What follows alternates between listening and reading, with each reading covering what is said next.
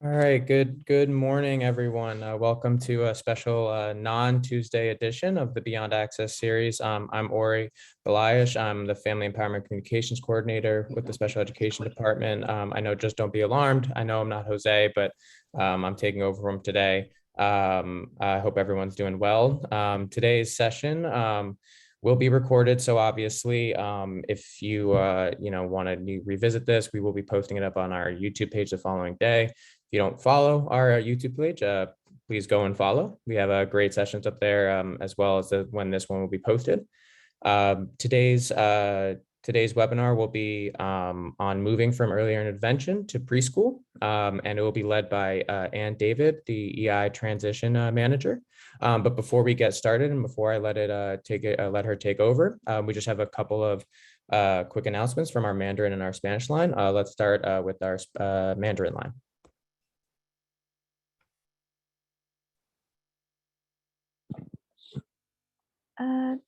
Good morning. The following announcement will be in Mandarin. 大家早上好，我们需要说中文的家长，请拨打电话347-966-4114，然后输入密码397-299-779，井号键。再说一次。需要说中文的家长，请拨打电话347-966-4114，然后输入会议 ID 397-299-779，井号键。当你接通电话之后，请关闭和静音你在电脑上的话筒和声音，然后关闭你在手机上的话筒，这样可以把背景噪音减到最小。谢谢。Thank you. And now you may proceed.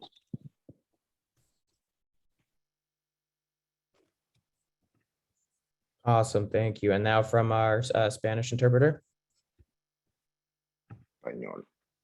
Good morning. The following message is going to be in Spanish, offering interpretation services. Buenos días, sean todos bienvenidos a esta su línea de interpretación en español. Para escuchar esta reunión en español, por favor, marque el número 347-966-4114 y el código de acceso 139-322-289, signo numeral. Una vez más, para escuchar esta reunión en español con una interpretación simultánea, marque al 347-966-4114 y marque el código de acceso 139-322-289, signo numeral. Si usted desea permanecer en este espacio virtual, viendo la reunión en su computadora o en su dispositivo, pero prefiere escucharla en español, por favor, ponga su dispositivo o computadora en silencio y marque el número 347-966-4114 con el código de acceso 139-322-289, signo numeral. Thank you. Awesome, thank you. And just so for everyone knows, we do have the chat function is off, and only one will be able to speak, but we do have the Q&A function, so you will be able to ask questions throughout the webinar today, and we do have time set aside at the end of today's session to make sure that we can try to answer as many questions as possible. But without further ado, I'm going to hand it over to Ann. Very good. Thank you, Ori, for all of that. Thank you to our interpreters for joining us. We are welcoming everyone citywide. This is our Moving from Early Intervention to Preschool webinar. It's an overview for families who are moving from early intervention into preschool. So this is being delivered to you by the New York City Department of Education's Division of Early Childhood Education. We are from the Children with Disabilities 0 to 5 team. So for today, we are hoping to help you understand your options as you prepare to transition from early intervention. Oh, sorry. Let me just share my screen.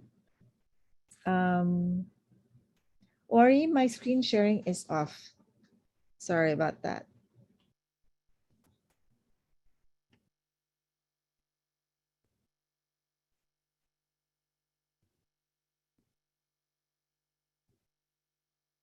Sorry, Ori? Yeah, sorry, hold on, I'm just trying. Sorry, my apologies. My apologies too, we should have checked beforehand. Thank you, folks, for being patient as we go through these technical issues.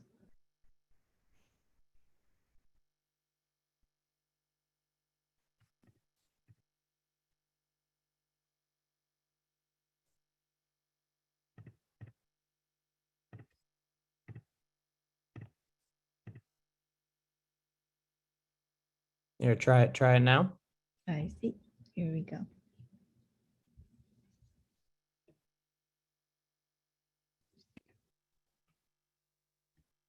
Great. All right, so back to square one. So thank you again, everyone, for bearing through that. This is our early intervention transition preschool webinar. So we wanted to make sure that everybody understands what the options are for families who are moving from early intervention into preschool. So the goals for this webinar are to help families understand their options as you prepare to transition from early intervention to preschool. We want you to know that your family has options for preschool. We also want to provide information about the transition process to preschool special education. So we'd like you to know how to access the resources and supports throughout this transition. Our agenda will include discussions on the DOE early childhood care and inclusive education options. So there are options for children younger than 3, and then there's 3K and pre-K for all.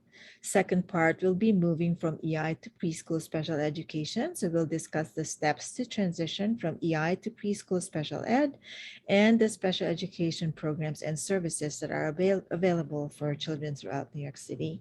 The third part will be least restrictive environment and the benefits of inclusion.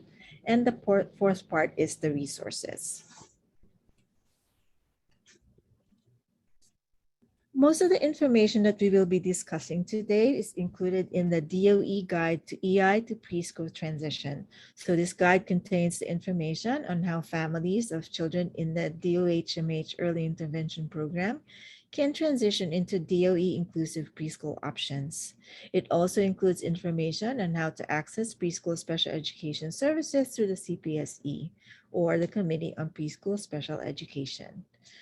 You can find this guide on the DOE website at the Moving to Preschool page at the link that's included here, which will be available to you after the meeting. You can scroll down to the section on transitioning from early intervention, where all the translations in DOE languages are available. We also have information from the Family Guide to Preschool Special Education Services. This guide contains detailed information on each step in the CPSE process, including how to access preschool special education services through the CPSE. You can find this guide on the DOE website, same as the EI to Preschool Transition Guide, at the Moving to Preschool page, and all the translations are also available there.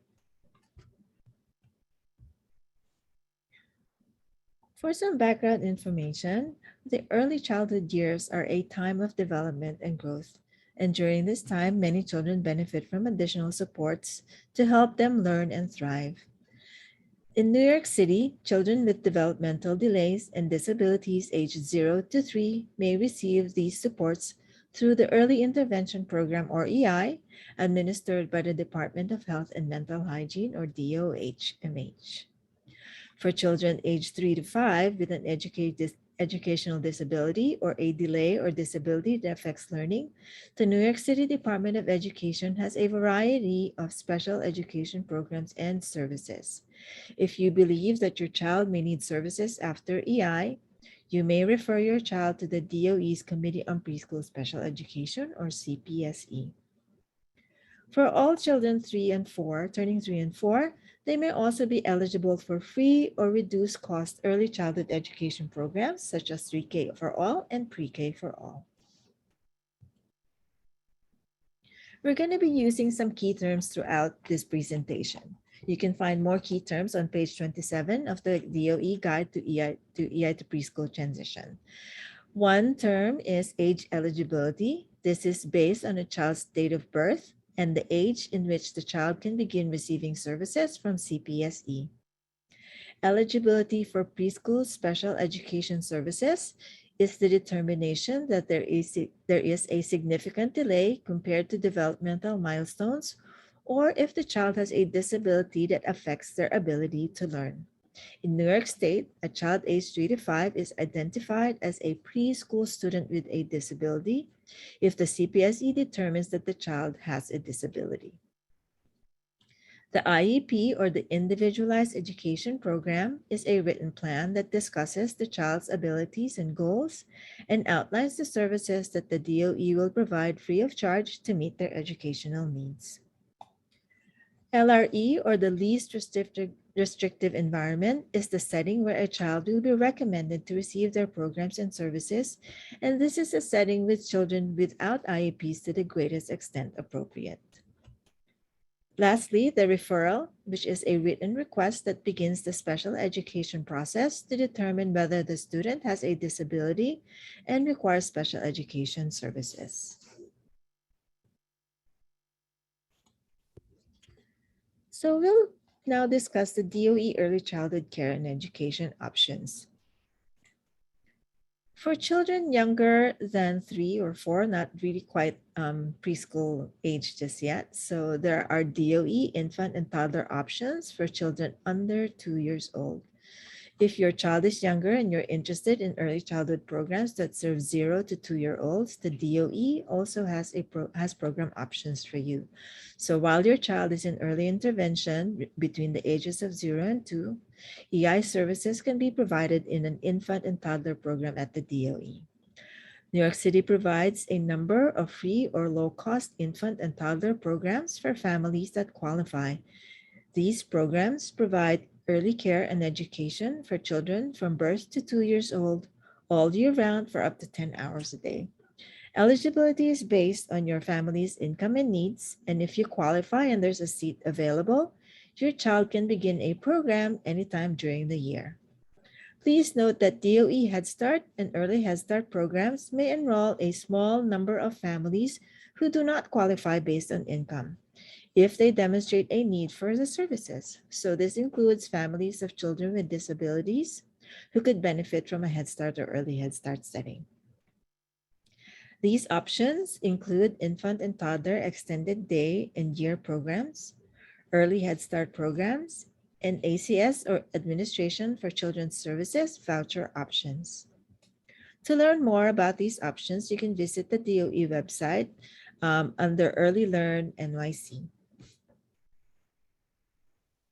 There are also programs for 3 and 4-year-olds, and this is the bulk of what we're going to discuss as options for our families who are moving from early intervention. So programs families can apply for are 3K for All, which are programs that offer free, full-day, high-quality education to 3-year-old children in all school districts across New York City. There are also 3K for All programs like Head Start available citywide that may have some eligibility requirements in addition. Pre-K for All programs are free, full-day, high-quality education to 4-year-old children in every school district in New York City. So Pre-K for All is universal. That means all 4-year-olds who apply for a seat in pre-K programs will get a seat. And it's not the same for 3K for All, but we're working towards that. And we'll be discussing a little bit more about that in a little bit. Additional programs that are available to 3 and 4-year-olds are state-approved non-public community-based programs, also known as 4410 programs, which contract with the DOE to serve preschool students with disabilities at no cost to families. There's also District 75 programs that offer free special education in DOE schools in Districts 1 to 32. Some of these programs include options for preschoolers who are recommended for special classes. 3K for All and Pre-K for All information. 3K for All has expanded to all neighborhoods in New York City in September 2021, and Pre-K for All is universally available across New York City for all 4-year-olds in all New York City neighborhoods. There is a 3K seat for every 3-year-old in the following school districts. So you will have to know which district you belong to and see if you are in districts 4, 5, 6, 7, 8, 9, 16, 19, 23, 27, 31, and 32. There is going to be a seat for any child who applies for the 3K program. We will offer 3K seats to as many families as possible in the following school districts: 1, 2, 3, 10, 11, 12, 13, 14, 15, 17, 18, 20, 21, 22, 24, 25, 26, 28, 29, and 30. Applications are accepted during an annual open application period, but families can request to join a waitlist for 3K once the application has closed. As part of the 3K and Pre-K for All programs, Head Start and Extended Day or Year programs are also available for families who qualify based on their needs.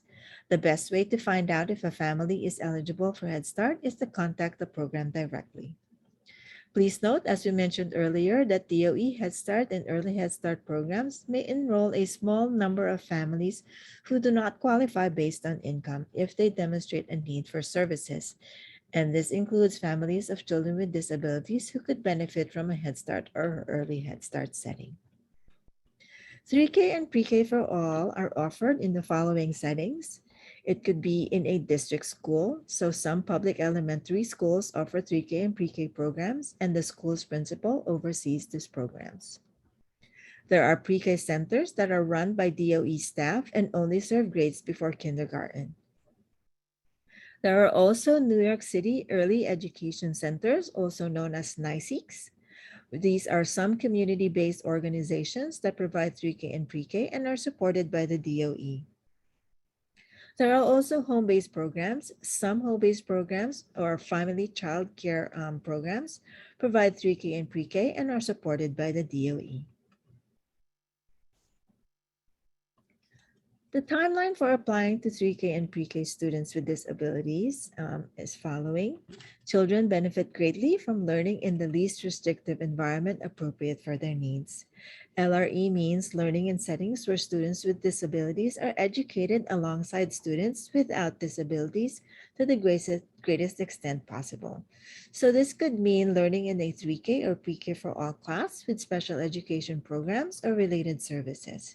You can apply to 3K or Pre-K whether or not you plan to submit a referral to the CPSE. If you've already submitted a referral to the CPSE, if you're in the middle of the CPSE process, including if you're waiting for evaluations to be completed, or if you're waiting for your IEP meeting to be scheduled, or even if your child already has an IEP, and including if it recommends a special class in an integrated setting or special class. Please note that applications for 3K and Pre-K are accepted for during an annual open application process. So for families with children born in 2019, so this is the bulk of our population who are joining this webinar, in early 2022, the application will open and all New York City residents with children of this age will be eligible to apply for 3K for All programs. Children whose families apply this coming winter or spring will enter the programs in fall of 2022. To get the latest news and updates, there is a 3K admissions email list, and the link will be provided with the slides that you will receive you will have access to after this training. Families can also request to join a waitlist for 3K and Pre-K once the application has closed. Now, we need to note that the CPSE process, which we will discuss a little bit more in detail in the next section, happens year-round, and you're encouraged to apply to 3K and Pre-K for All, regardless of where you may be in the CPSE process. Families who have made a referral are also encouraged to apply and enroll their child in a 3K program, regardless of where they may be in the CPSE process. Please note that if your child is an IEP and you apply, and you get a seat and you choose to attend a 3K program, the CPSE will work with you to recommend the appropriate programs and services on the IEP that can support your child in the program that you choose. This includes families who wish to have their children transfer from a different special education program they're already attending. At any point, you or the program staff may request to meet with the CPSE to discuss if your child needs more support than can be provided in the program. Also, you should be applying for 3K and enrolling in 3K programs to ensure that you have greater choices for your family in case your child is not found eligible for services, or they're eligible for services only for special education teacher and related services. The next part will be the transition process from early intervention into preschool. The Committee on Preschool Special Education, or CPSE, is responsible for coordinating the special education process for preschool children aged 3 to kindergarten, which is the year the child turns 5. There are 10 CPSEs in different areas of the city, and each CPSE is part of a larger Committee on Special Education office. The chairperson oversees the office, including the CPSE in it. CPSEs work with families in the district where the family lives, regardless of where the child receives the services or go to preschool. If you don't know what your district is, you can call 311 or use myschools.nyc to look up your district. Each CPSE covers several school districts, and you can find contact information for your district's CPSE online on the DOE website under Committees on Special Education. Moving from EI to preschool special education may require an adjustment for you and your child. Preschool special education programs and services are different from EI services. So we're going to be discussing the similarities and differences between EI and CPSE, but note that early intervention evaluations are focused on child development and CPSE evaluations are focused on learning. So similar to EI, parents are actively involved in the process and development of the child's program. One major change is that families will no longer have an EI service coordinator. Instead, you will work with a Committee on Preschool Special Education administrator to develop your child's IEP or Individualized Education Program, and the administrator will be your primary point of contact throughout the CPSE process. If your child received services in early intervention, they might not be eligible for CPSE services. The services you received and the frequency in which you receive them during EI may not be the same as services recommended by the CPSE. And in most cases, the interventionists you worked with in EI will not be providing services to your child through the CPSE. Also for CPSE, most children receive services in preschool and childcare settings rather than at home, but both programs are free of charge to families. So when should families begin planning for their transition to preschool? So you'll begin talking to your EI service coordinator about your child's transition at the IFSP or Individualized Family Service Plan meeting closest to your child's second birthday. At this meeting, you, your EIOD or Early Intervention Official Designee, and your service coordinator come up with a transition plan together for your child. Additionally, you're entitled to have a transition conference, which can be arranged by your EI service coordinator, who would invite a DOE Committee on Preschool Special Education administrator. And the purpose of this meeting is to learn more about the preschool special education process. Now we'll discuss all the steps to transitioning from EI to CPSE. So as you can see, there are 5 steps and we will be going over all of these steps. The first is notification. As part of your child's transition plan, your EI service coordinator will talk to you about your interest in submitting the notification of potential eligibility to the New York City Department of Education CPSE office. Notifying the CPSE does not mean that you are referring your child. So please make sure that you make this distinction. If you decide to opt out of the notification, you can still refer to CPSE. We encourage you to opt into notification because this information helps the DOE plan for children coming from early intervention. Your EI service coordinator will inform you of the timeline for submitting a notification, And unless you opt out, your service coordinator will send a notification of potential eligibility form to the CPSE between 90 and 120 days before your child is age eligible for preschool special education services. So what does it mean to be age eligible? So age eligibility is determined by your child's date of birth, and the referrals can be submitted as early as 120 days prior to your child's first age eligibility date. So for children who are born from January to June, they are first eligible to receive services from CPSE on January 2nd of the year the child turns 3. So for children who were born in 2019, children can start receiving services if they're determined eligible from CPSE by January 2nd of 2022. The referral can be submitted as early as September 4th before the child turns 3. So for those families whose children are born in 2019, they could January to June 2019, they could have submitted their referrals as early as September 4th. And this is to make sure that if the family decides to receive their services by January 2nd, that the determination for eligibility has been established by then.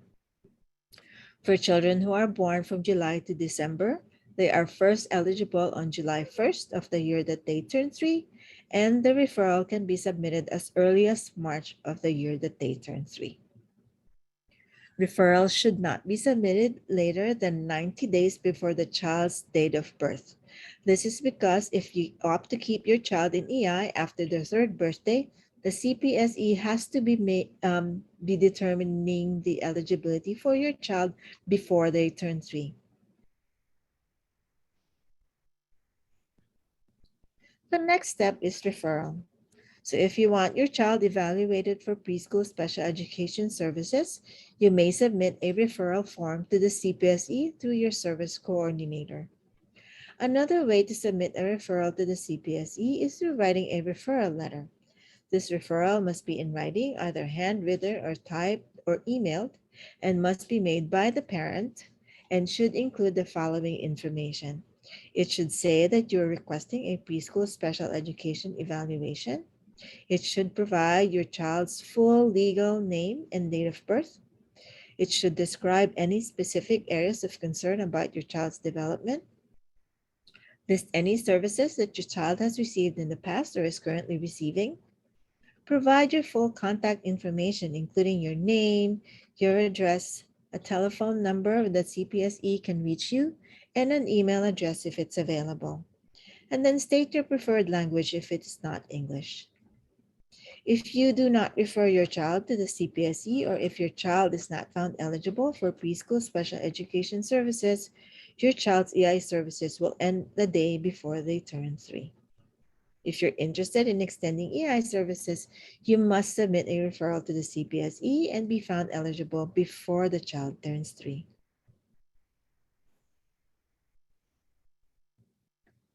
After the referral is processed, the CPSE will reach out to you regarding the evaluation packet. So this is a packet of documents that you will need to start the evaluation process. We encourage you to share an email address when possible, because email is the fastest way for you to get the evaluation packet. If the CPSE has your email address, they will reach out to you to request for consent to use electronic mail. You must respond and provide your consent, otherwise the CPSE will not be able to send the packet. For follow-up on the status of a referral or the evaluation packet, you must contact the CPSE Community Coordinator, and you will find their contact information for the CPSEs online through the DOE website's Committees on Special Education webpage. Your service coordinator can also reach out to the CPSE by sharing the confirmation they received when they submitted your referral. Now, before reaching out to the CPSE, we strongly encourage you to check your email, including spam and junk mail folders, for the following: see if you can find, if you want to search for some schools.nyc.gov. So anyone who emails you from that email address will be showing up in your search. And you should try to see if you have the request to use electronic mail, to which you need to provide consent so that they can send you the packet. Or if they have already sent the electronic evaluation packet, you should be able to find them there. The next step is the evaluation. So the CPSE packet of information includes a list of state-approved evaluation sites, which are sites that can complete your child's preschool special education evaluations. It will come with a consent for evaluation form, which you should not sign until you have your first appointment with the evaluation agency. You should review the list of evaluation sites and choose one, and then call to schedule an appointment as soon as possible. If you need help with choosing or contacting an evaluation site, you can contact the community coordinator, which we mentioned earlier, and the contact information will be found on the DOE website's Committees on Special Education page. Please note that due to COVID-19, evaluation agencies have adjusted to provide in-person or remote evaluations. So families have an option to do either face-to-face or virtual evaluations.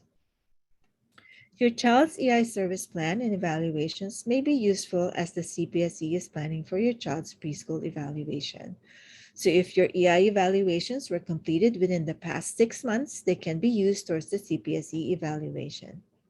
Now, with your consent, these can be transmitted along with the referral by your by your service coordinator, and you should also provide them to the evaluation site that you have selected. Now, what happens at the evaluation? So at the first meeting with the multidisciplinary evaluation site, you will sign the consent for evaluation form, or something that is known as the C1P, that came in your CPSE packet. So these evaluations include exams such as a comprehensive psychological evaluation that looks at what your child knows and their cognitive abilities. There's a social history interview, which provides background on your child's developmental and family history, often from birth to present. A physical evaluation, which is a health examination form, often completed by your child's doctor. An observation of your child in his or her current educational setting or childcare location. And other appropriate assessments as necessary to determine the physical, mental, behavioral, and emotional factors that contribute to the child's suspected disability. Please note that these assessments may require more than one appointment. And as mentioned earlier, if your EI evaluations were completed within the past 6 months, they can be used towards the CPSE evaluation, and this would reduce the number of appointments you need. Some children may require a bilingual evaluation, which is conducted in both English and the child's home or native language. The next step is the CPSE meeting. Now, before your CPSE meeting, the evaluation site will send you and your CPSE administrator copies of the child's evaluation reports.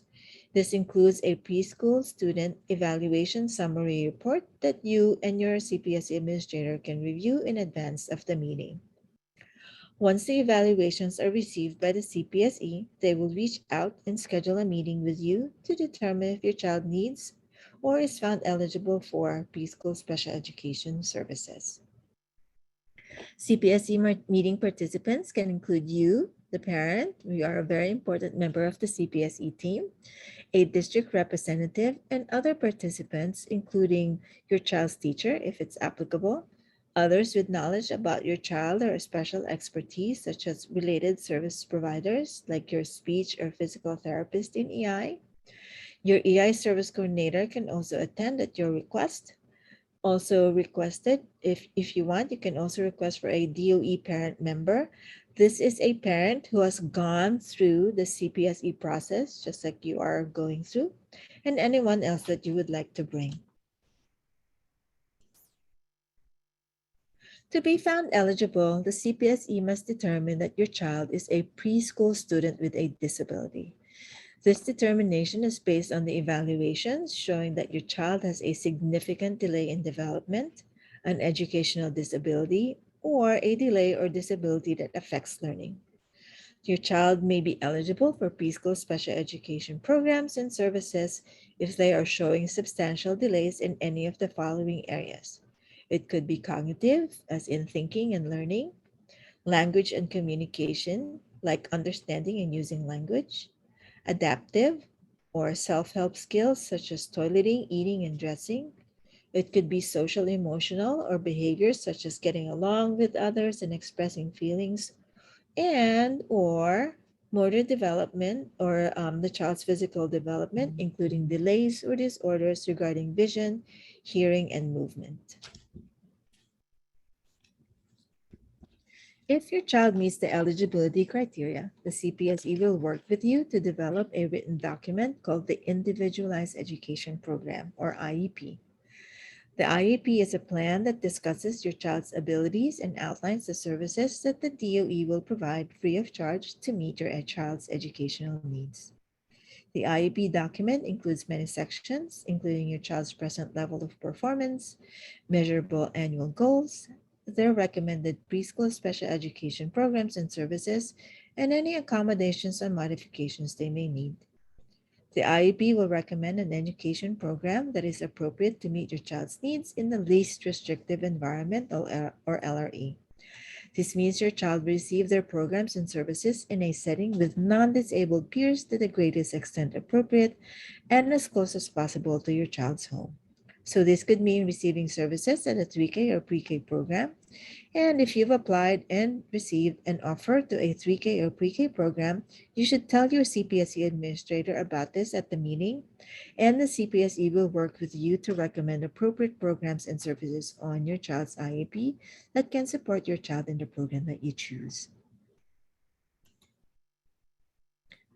For families who are interested in extending services, if the CPSE holds a meeting before your child's 3rd birthday and finds your child eligible for services, you can choose to either A, end EI services and begin preschool special education services at that time, or you can extend your child's EI services depending on your child's date of birth by signing the form called the DEP1 form. So this is something that you can sign at the meeting. If your child is turning 3 between January 1st and August 31st, the last day for extended services will be August 31st of the year that they turn 3. And those children who are turning 3 between September 1st and December 31st may extend services up to December 31st of the year that they turn 3. Next, we'll discuss the programs and services available to preschool students with IEPs. After the IEP is developed, the CPSE will ask you for written permission to start the services, and this is what's called the informed consent for services. After the CPSE receives your written consent, the CPSE will arrange for services on your child's IEP to be provided. If you do not respond to the request for consent, or if you deny consent for special education services, they will not arrange for services to be provided and no further action will be taken. There is a range of education and related services available to support preschool students with IEPs, and the most common programs and services are outlined below. Related services include physical therapy, occupational therapy, speech and language therapy, assistive technology, etc. A special education itinerant teacher, or SEIT, is a special education teacher who works closely with students on academic, emotional, and social skills. This service can be delivered in small groups or one-to-one at your child's regular education early childhood program, at another child care location you identify, or at your family's home in certain situations. Next on the continuum is the special class in an integrated setting, or SCIS. This is a classroom in which students with and without IEPs are educated together. And then there is the special class, and this is a classroom that only serves students with IEPs whose needs cannot be met within the general education setting or a SCIS classroom. If a child's IEP recommends SEIT or related services only, the CPSE does not arrange for placement in early childhood and general education programs. These services can be provided at all preschool or childcare settings, whether public or private, or at home under certain circumstances. If families are interested in applying to DOE early childhood education programs, they should apply to a 3K or pre-K program. And if their child attends a 3K or pre-K program currently, their child's related services and or SEEIT will be provided at the program. Now, if a child is recommended for special class in an integrated setting or special class, then the CPSE will arrange for an appropriate placement in a preschool special education program. These classes are available at pre-K centers, district schools, and at community-based special education programs. Transportation will be available for students placed in these settings. Please note that if a child receives an IEP with a recommendation for special class or SKIS, they are still encouraged to apply for 3K or pre-K for all. If a family applies, you get a seat, and chooses to attend a 3K or pre-K program, the CPSE will work with them to recommend appropriate programs and services on the IEP that can support the child in the program that you choose. At any point, the family or the program staff may request to meet with the CPSE to discuss if the child needs more support than can be provided in the program. What are a family's options after EI if they decide not to refer to CPSE? So you can apply to 3K for all whether you decide to refer to CPSE or not, and if you change your mind, you can make a referral to the CPSE at any time. What should you do if your child is not found eligible?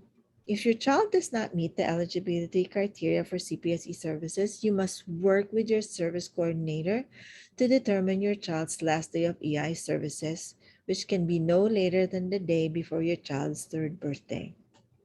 If you don't agree with the recommendations made by the CPSE and you cannot resolve the issue at the CPSE meeting, you have the right to mediation and or an impartial hearing by making your request to the DOE in writing. Now, regardless of whether or not your child is eligible for CPSE services, you can still apply for 3K for all. What do you do if your child ages out of EI? When evaluations are completed and submitted to CPSE, a meeting will be scheduled and the CPSE will work with you to minimize the gap in service. Now, all families are encouraged to apply to 3K for all, regardless of where they may be in the CPSE process. Now we're going to discuss LRE, or the least restrictive environment, and the benefits of inclusion. So what is LRE? The DOE is required to provide services in the least restrictive environment appropriate, which means that students with disabilities are educated alongside students without disabilities to the greatest extent possible. Inclusion classes are classes where children with and without disabilities learn together in the same classrooms. When children are found eligible for preschool special education services, the CPSE is required to recommend services to preschoolers in the least restrictive environment appropriate for a child. This could mean receiving services at a DOE program you apply for, such as a 3K for all program. Some examples of inclusion settings are a general education classroom with services. It could be a special education classroom with special education itinerant teacher or a SEEIT. It could be a special class general education classroom with a SEEIT and related services like speech or physical therapy. It could be a special class in an integrated setting, which includes children with and without disabilities. It could be a SKIS setting, which includes children with and without disabilities with additional supports such as speech or physical therapy, or the support of a paraprofessional. Other recommendations, such as a special class with only students with disabilities, should only be offered to a child when their needs cannot be met in a general education or a SKIS setting with additional aids and services. Inclusive settings such as general education or SKIS classrooms allow children with and without disabilities to learn alongside one another. Inclusion promotes academic growth, independence, and social emotional development.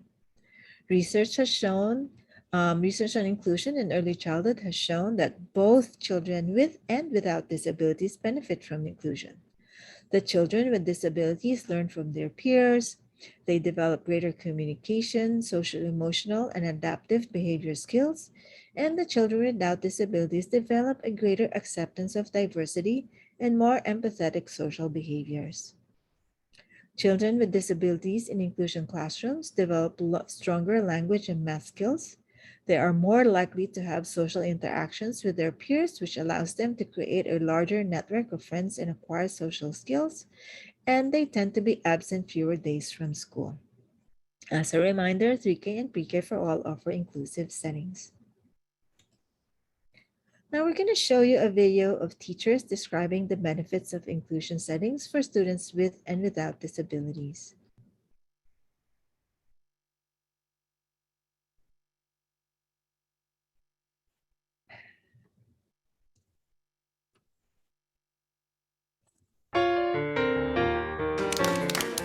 We see so much progress in our inclusive settings. It just is a lot happier of an environment for all kids, for families, as well as our staff. So it's just a win-win.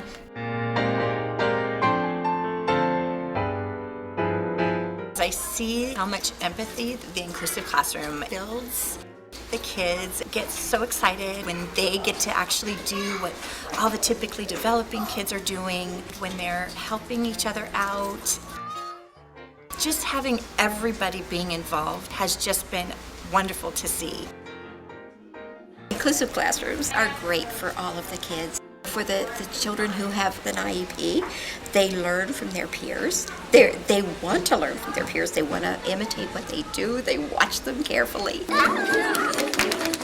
The typical peers, they might, that very first week or so, say, well, doesn't he talk? Or why can't he walk? And ask some questions, but you give them a very simple explanation, or it's just like, well, she's going to learn and you're going to help teach her. How about that? And then they just, oh, okay. And then they're fine with it. And then they don't even seem to notice it. I think that's so wonderful. We've got a variety of different adaptations in here, and they are so helpful for the kids. If they can't tell us maybe verbally what they want for lunch, we've got our little communication menu, letting us know what they want, or making choices, or telling us yes, no by using a device, or pointing and picking things up, and the kids that are working on something, like feeding themselves, and wouldn't be able to do it with a regular spoon if they have an adapted spoon that's built up and it's got a curved bowl. We have this really nice equipment for outside. So we've got, an adapted bicycle that the kids can get on, and the gait trainers for the kids who aren't able to walk.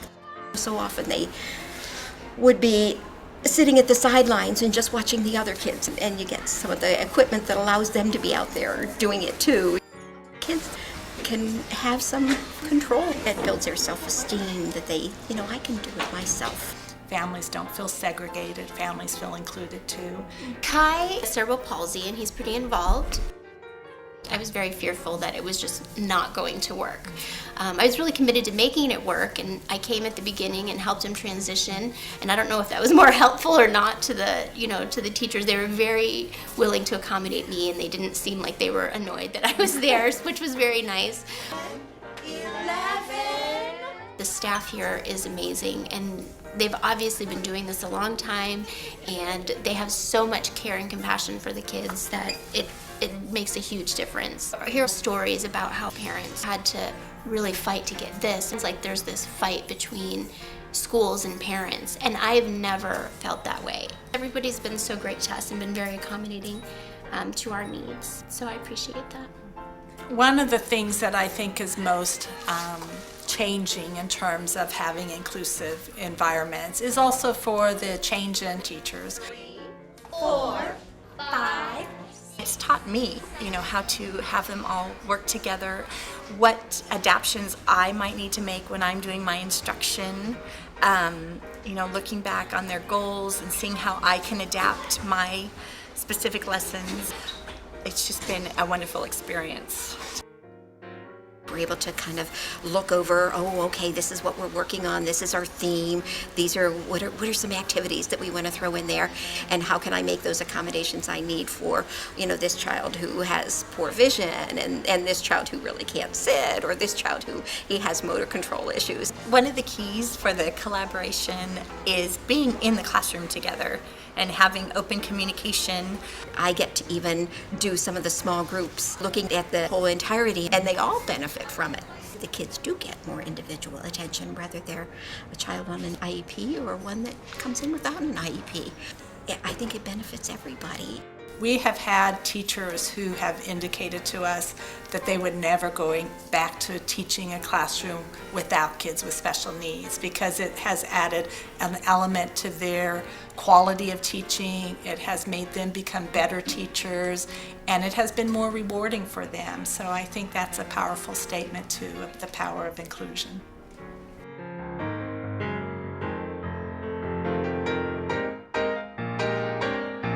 It's not just a win for our students with special needs, but it's a win for all students, because they are the ones that are going to make a difference and make a more inclusive life for everybody.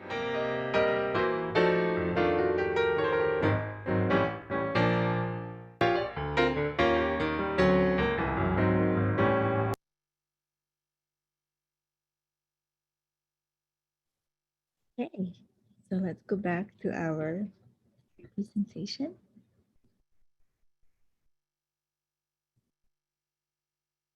And so I hope that you were able to see how it was beneficial for all who attended that inclusive setting. So it's not just the children who benefited from it, whether they had IEPs or not, but also the staff and the families. So now we have some resources that we wanted to share with you all. You can contact a DOE transition coordinator if you have any questions regarding transitioning from early intervention to preschool. So in collaboration with the DOHMH Early Intervention Program, the DOE Early Intervention Transition Team can provide support to any family who is moving out of EI. Transition coordinators can provide information about the early childhood education options available after EI and the process of transitioning to preschool special education. If you have any questions about transitioning, you can call our helpline at 646-389-7171, or you can email us at ei2preschool@schools.nyc.gov. Our team is available from Monday to Friday from 8 a.m. to 4 p.m., but you can leave messages outside of these hours. We also have the DOE guide to early intervention to preschool transition, which we mentioned earlier at the beginning of the training, and they are in all 10 DOE languages. So there is English, Spanish, Chinese, Bengali, Russian, Urdu, Arabic, Haitian Creole, Korean, and French. And you could also watch this webinar on transitioning from EI to preschool. And once this recording is completed, it will be posted in the Beyond Access webpage, YouTube channel for you to be able to view. For support with 3K and Pre-K for all, including Head Start, program contacts, information and contacts in 3K and Pre-K for all application information can be found on myschools.nyc.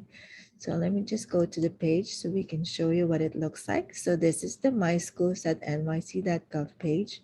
For families who do not, whose primary language is not English, you can go and click on this and choose your preferred language.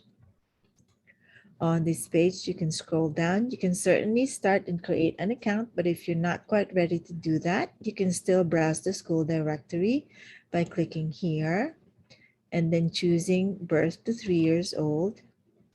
And then when you enter your address, you should be able to find your district. So let's pretend that this is the address. So once you enter that, you'll see that the programs and in your district will show up. So for this one, the address is in District 2. So those programs will show up here. Okay.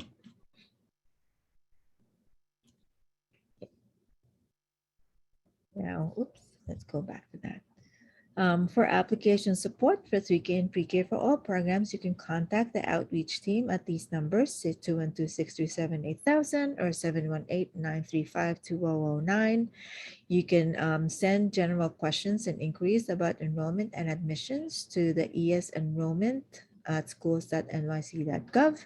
And you can learn more about applying to 3K programs by going to the DOE website and searching for 3K. You can also sign up for the admissions email list to get updates and tips and key reminders, such as when periods of application open and close, and the offers are ready, and other information. On this website as well, you will find videos that will be helpful in completing an application. It gives you information on where 3K programs are located, etc. The Committee on Preschool Special Education, like we said, is responsible for coordinating special education services, including evaluations, and their contact information is found on the Committees on Special Education webpage. So here you'll have to scroll and then click on your district. If once you know your district, then you'll be able to access the information that you need through this page. There are also other DOE contacts that you can reach out to if you need help. There is the Special Education Hotline. You can call our team, the Early Intervention Transition Team. You can send an email for related services, special education, students in temporary housing, assistive technology, the Office of School Health, Impartial Hearing Office, an early childhood inbox for any questions regarding early childhood programs. You can also reach out to enrollment, as we mentioned earlier, to the outreach team by phone, or you can email ES enrollment and sign up for the email admissions list. And for those families who are interested in infant, toddler, and extended day and year options, you can email the CC application inbox. There are also external resources apart from the DOE. There is Include NYC, which is the Early Childhood and School Age Family and Community Engagement or FACE Center for the city. So for all boroughs, that's the Bronx, Brooklyn, Manhattan, Queens, and Staten Island. It is funded by the New York State Education Department Office of Special Education to promote meaningful family involvement within the educational system, to build collaborative community relationships, and provide information and training about available service options and delivery systems for children birth to age 21. You can contact Include NYC and request for support and ask questions by visiting their website, Include NYC. There's also a Spanish website, incluyenyc.org. You can call their helpline, and you can email them at info@includenyc.org. Aside from that, there are other resources that you can reach out to. There is Advocates for Children. There is Parent to Parent New York, Office for People with Developmental Disabilities, or OPWDD, Sinergia, or Metropolitan Parent Center, and United We Stand of New York. So that is all the information that we have for you. It is quite a lot of information. So if there are any questions in the Q&A, or if you have any questions that you want to ask now, please feel free to unmute yourself and speak. We have our team who are probably collecting any questions that have come up in the chat. Beatrice or Denise, are there any Yes, questions? and there are a Yes. couple of questions that came in while you were doing the presentation, but one of the ones that I'm gonna say right now is that somebody asked if you could please put the updated screen with the administrators and their districts.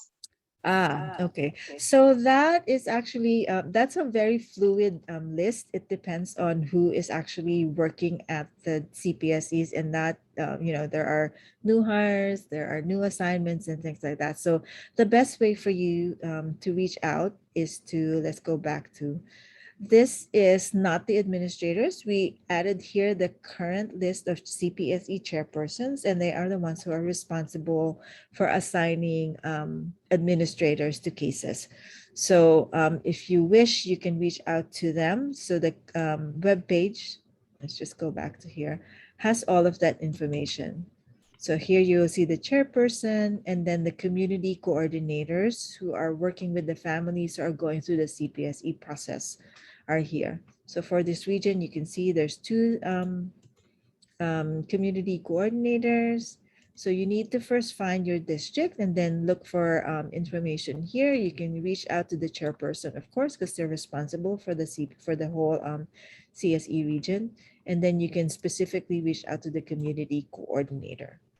So I'm going to go over each one here. And if you have any difficulties reaching out to CPSE, please feel free to reach us. We will put our inbox and our helpline in the chat.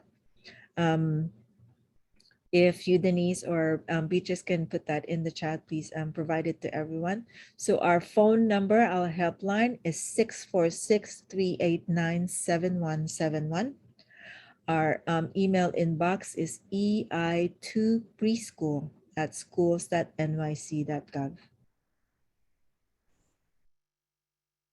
Next question. I hope that was helpful to the person who asked the question. Yeah, thank you. And there was actually a similar question regarding the update on the CPSE website, but we did provide the helpline and EI to preschool inbox if anybody has any difficulties reaching out to anybody. The next question that we have is, my son turns 3 in July. Will he be able to join for summer programs, or will he have to wait for school to start in September for 3K? So let's go back to our, so mom, you don't necessarily have to wait until September. So as you can see here, if your child was born in July, so your child can be first eligible to receive services on July 1st.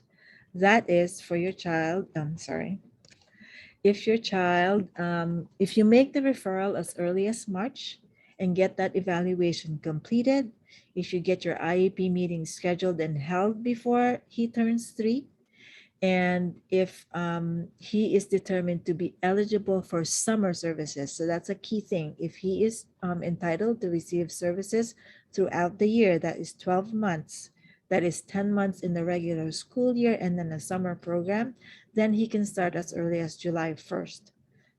Okay.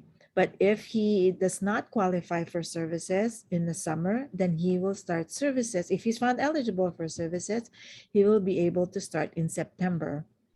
So you need to work with your CPSE administrator to get the services started when he is eligible based on the recommendations on the IEP.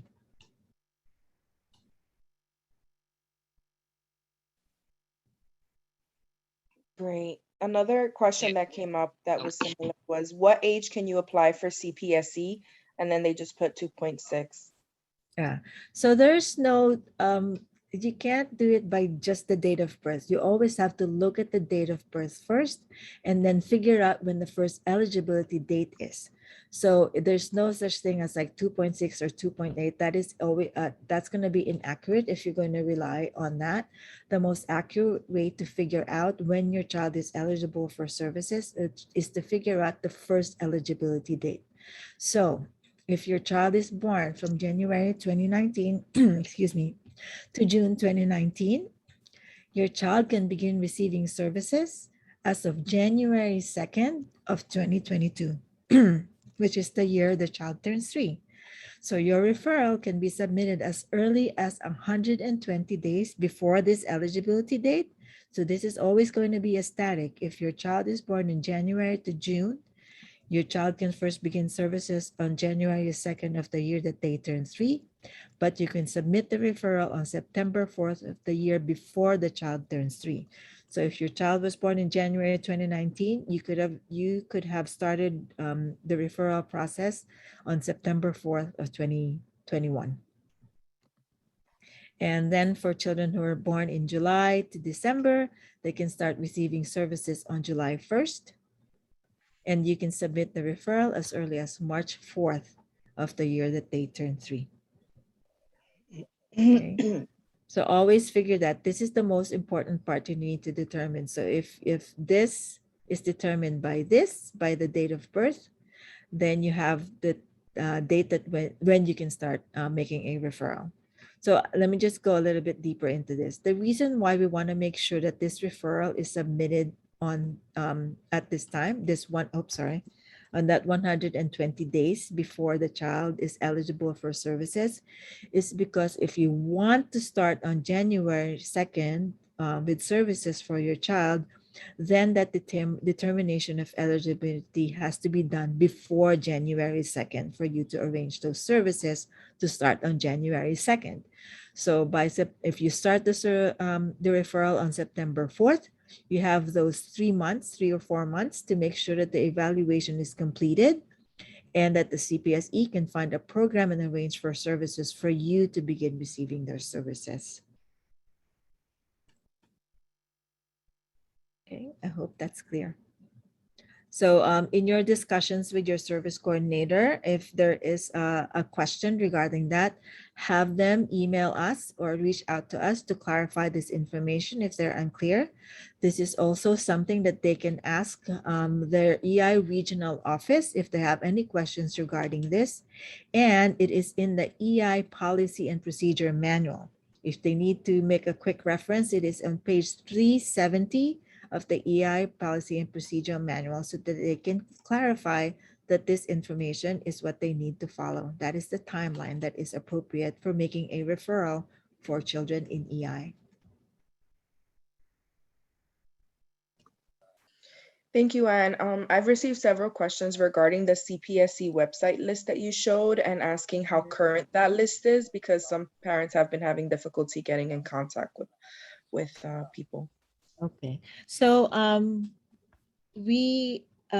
website is the information there is run by the CPSE, which is a different division from us. So they're through the Office of Student of Special Education. Special Education Office, I'm sorry. And we are under the Division of Early Childhood Education. So let me just go back to this. So this, if they're not updated, like I said, it is in flux. There are people who are coming, going, there are retirements, there are people who are moving from one place to another. So if you are unable to find and contact people in CPSE, you can reach out to us and we will try to, because we work in very close collaboration with the regions. So when I say we, I mean the early intervention transition team. So we have transition coordinators who work with the special education regions, and they can contact them for you if you're having difficulty, or they can connect you and give you more updated information. We will, of course, bring back to the special education office to see if they can put up the latest information, but bear with us and reach out to us. We'll be able to help you connect with CPSE people. Great. And then there's another question is, if a child is receiving services in pre-K for speech and their speech coordinator and parents feel services found on the IEP should be increased, how can we get this done?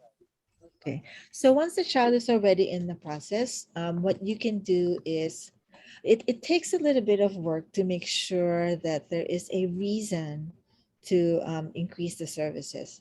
So first you need to do is to reach out to the providers, make sure that let's say the teacher is able to basically speak to the fact that the child needs the services. So there are annual reviews that happen regularly. When a child has an IEP, it is reviewed annually to see if what progress the child has made, what services are available, and what is still appropriate or not appropriate that's in the previous IEP. So when this annual review process starts, all the providers that are working with the child have to write a progress report.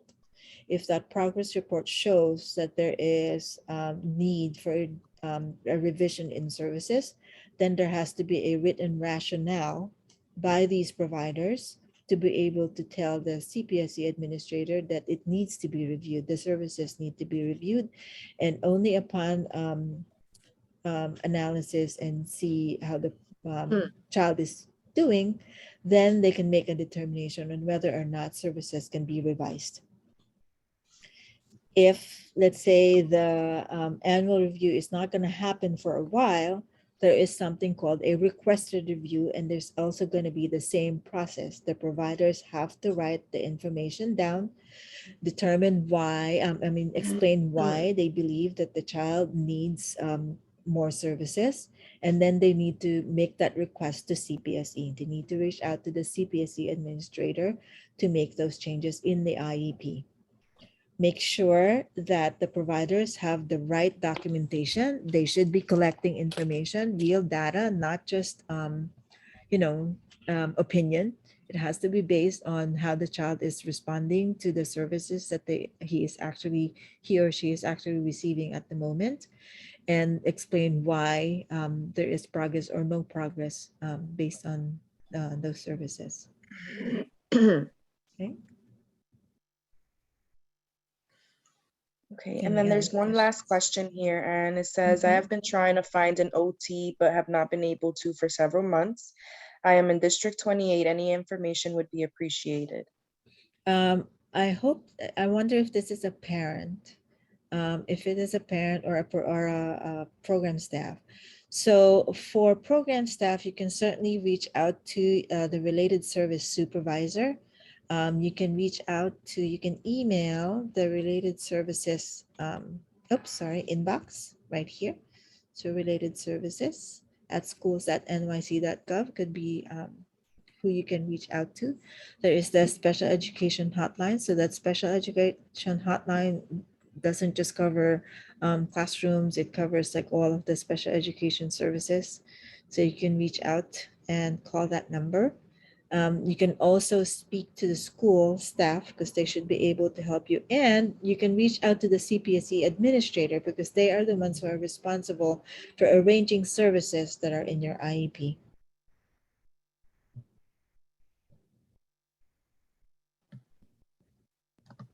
Thank you, Anne. There's no more questions at the moment. Questions? If you guys are still in, anybody else have any questions? Families? Okay. For attendees who are not, who are providers, you can certainly share our information to all of the families that you are working with. Although we're saying that we're the early intervention transition team, if there are any like questions coming from preschoolers, even if like families are not in early intervention, we will not turn anyone away. They can call our helpline. They can send emails to us to our EI to preschool inbox, and we will try to respond as best as we can.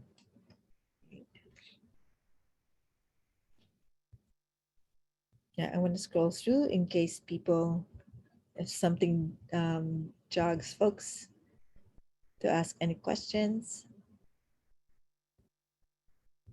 We have another session at 5:30 this afternoon. It will be from 5:30 to 7. We also have a session on inclusive preschool options. So even though that is not geared specifically for families in early intervention, if you want to hear more about your inclusive preschool options and including accessing preschool special education services while you're in an inclusive setting, you can certainly come and join us on December 6th. And for families who are Spanish speaking, in case you want another go at the information we presented here, we have another session on the 29th for family in Spanish and inclusive preschool options in Spanish on December 9th. So this in November 29th and December 9th for Spanish sessions. Okay. So if there are no other questions, thank you so much. We will definitely get our information to you. We will post this at the Beyond Access series YouTube page once it is ready. And if there are any other questions, you can certainly email us if you didn't get it through this meeting. Okay. Thank you, everyone. And we hope you have a great afternoon.